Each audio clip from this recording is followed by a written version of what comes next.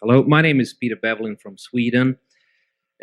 What is the absolutely first question you ask yourself when you look at a potential investment? And do you and Mr. Munger ask yourself the same first question?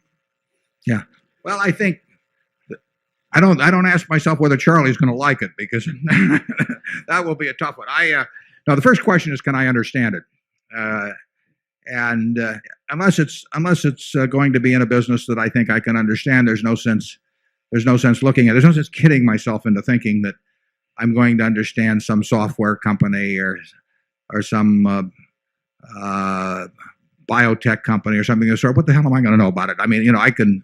So that's the first threshold question. And then the second question is, does it look like it has good economics?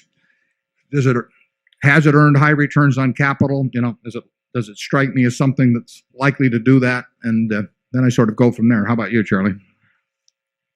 Yeah, we tend to judge by the past record. By and large, if the thing has a lousy past record and a bright future, we're going to miss the opportunity. Yeah.